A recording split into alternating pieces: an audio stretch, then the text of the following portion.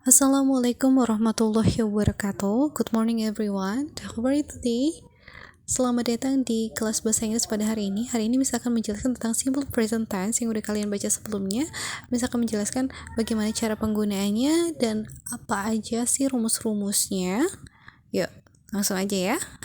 Oke, selanjutnya itu misalkan menjelaskan apa itu simple present tense. Simple present tense ini adalah pola kalimat yang digunakan pada waktu sekarang dalam bentuk sederhana.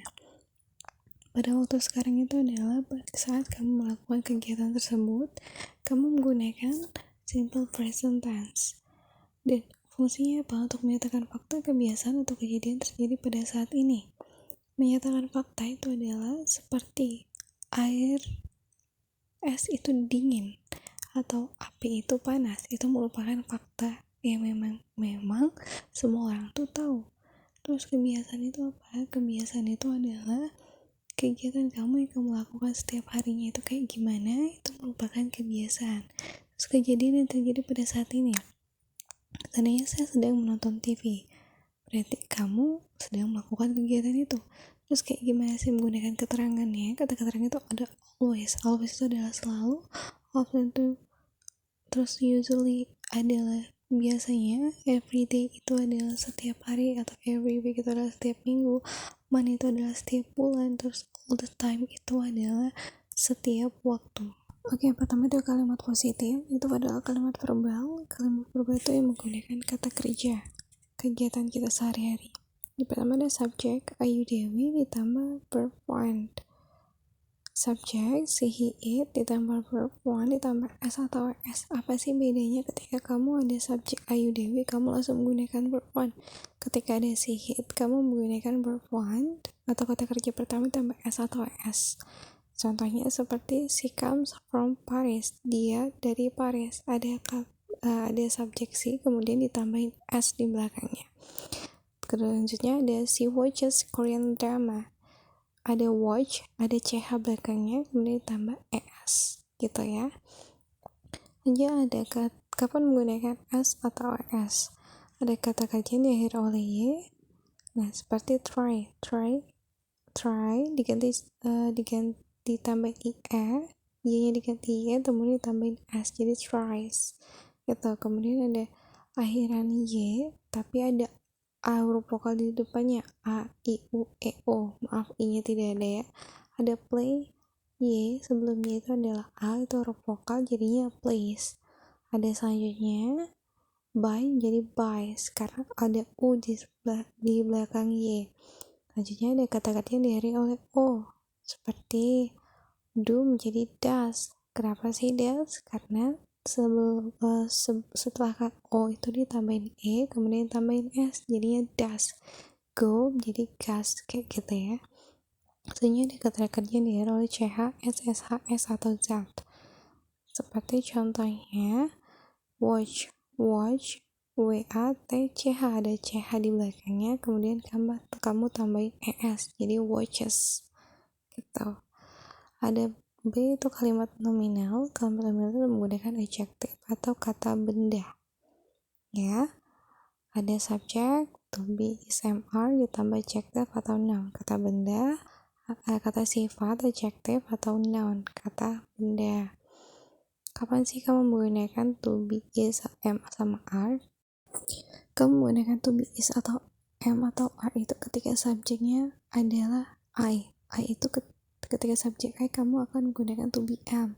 Ketika subjeknya si, he, it, kamu akan menggunakan to be is. Ketika subjeknya they atau we, kamu akan menggunakan to be nya are, kayak gitu. Selanjutnya seperti contohnya Edo is very helpful. Edo itu adalah dia laki-laki. Atau he, kamu menggunakan to be nya is. Kita very helpful itu sangat membantu. Artinya Edo sangat membantu, very helpful, sangat membantu orangnya.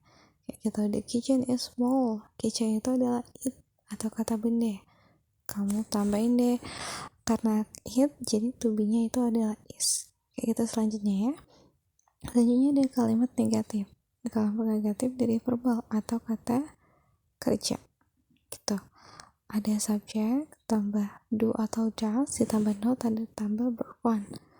Kapan kita menggunakan kata negatif, kalimat negatif? Ketika kamu tidak menyatakan tidak dalam sebuah kalimat. Ada subjek itu bisa I, you atau they, we. I, you, they, we. She, he, it. Gitu. Kapan kamu menggunakan do? Itu ketika subjek itu I, you, they, we. Kapan kamu menggunakan does? Ketika subjeknya itu adalah she, he, it. Kedua ada kalimat nominal.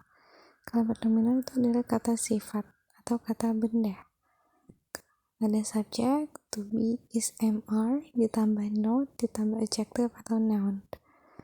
Subjek, kemudian ada to be-nya, is, am, are, seperti yang dijelaskan sebelumnya, ditambah not, tambah adjective, tambah noun. Gitu. Contohnya adalah they are not student. They itu adalah mereka.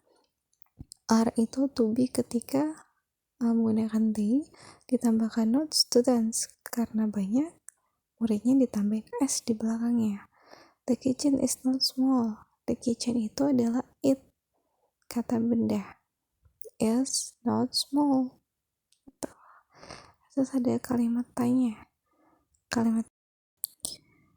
Selanjutnya ada kalimat verbal, ada kalimat yang digunakan saat ada kata kerja. Pertama ada do, itu untuk I, you, they, we. Does itu untuk she, he, it, ditambah subjek. Subjeknya itu adalah I, you, they, we, she, he, it, ditambah kata kerja pertama, ditambah tanda tanya. Contohnya seperti does Harry read the newspaper before working? Does digunakan ketika dia subjeknya adalah Harry. Harry itu adalah dia laki-laki. Read di sini adalah kata kerja, newspaper itu ada keterangan. Jadi, apakah Harry membaca koran sebelum pergi kantor, sebelum pergi kerja? Jika iya, berarti jawabannya yes, he does. Kalau tidak, berarti no, he does not. Itu juga untuk contoh selanjutnya ya, kalian bisa baca sendiri. Kedua ada be nominal, ada to be, am, is, are. Am itu ketika subjeknya adalah I, is itu subjeknya she, he, it, are itu they, we. Kemudian ada ditambah subjek, I, you, they, we, she, he, it, ditambah adjective kata sifat atau noun kata benda, jangan lupa ditambahkan tanda tanya. Kemudian ada contohnya, is it a great idea? Is itu ketika subjeknya adalah it, jadi dibalik ya, to be dulu baru kemudian subjek. Is it a great idea? Apakah itu ide yang bagus? Nah, ketika itu adalah ide yang bagus, kamu harus menjawab yes, it is. Kalau tidak, no, it is not. Ya, kemudian am I like chocolate? Nah, apakah saya menyukai coklat? Kalau jawabannya iya, berarti yes, it is. Kalau tidak, no, it is not. Gitu. Oke, selanjutnya silahkan kerjakan latihannya.